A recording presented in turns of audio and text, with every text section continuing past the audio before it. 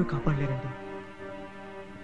నాకంటి వింటి అస్త్రము చే కొంటి ఆ ఎస్ఐ గాడింటికి పదమంటి. శ్రీకాంత్, ఇండియా బార్డర్ అవతలుండాల్సిన మనుషులు యువతలుంటే నిద్ర పట్టిన మిలిటరీ మనిషిని. మీ ప్రేమకు రక్షగా ఉన్న నేను ఆ ఎస్ఐని శిక్షిస్తాను.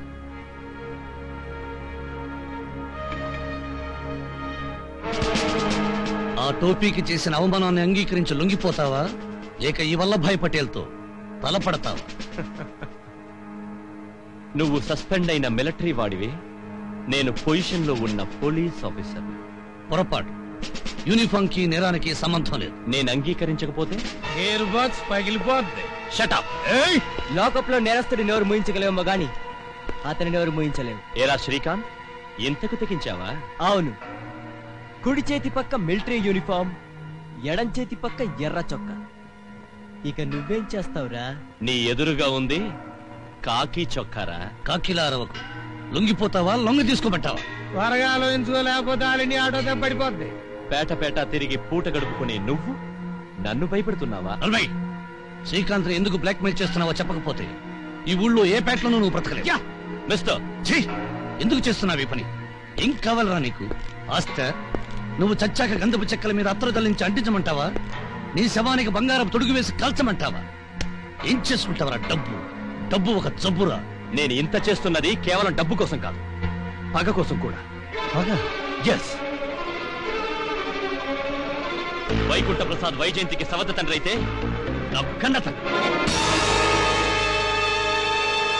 నన్ను మా అమ్మని అనాథుల్ని చేసి ఆ వైజయంతి తల్లిని చేసుకున్నాడు.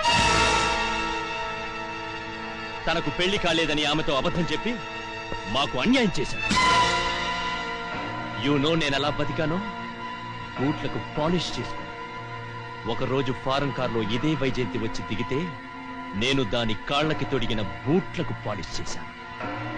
ఆ రోజు నుంచి పగ పెంచుకున్నాను. జముణ్ణి చంపింది నేను. ఎందుకో తెలుసా? అది మా నాన్నతో కాపురం చేసిన పాపానికి. నిన్ను వైజయంతిని కూడా చంపేస్తే నా తండ్రితో ఉన్న మొత్తం బ్యాచ్ని చంపేసినట్టే. అప్పుడు వెళ్ళి ఆ మేడలో బాగా వేస్తాను. సరిగ్గా 4 గంటలకి వైజయంతి కొత్త బోట్ ఎక్కుతుంది. ఎక్కిన 10 నిమిషాలకి డైనమైట్ పేలి చచ్చిపోతుంది. అక్కడది, ఇక్కడ నువ్వు చావాల్సింది.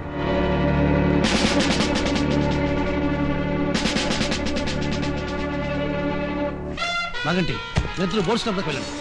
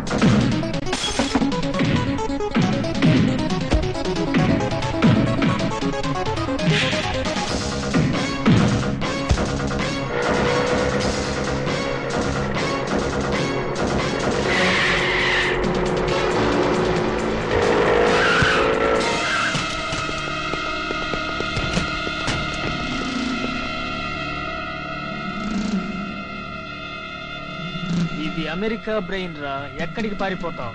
నువ్వు అమెరికా బన్ను తింటే మేము ఆంధ్ర జున్ను తిన్నాం బే. రుచి చూస్తావా?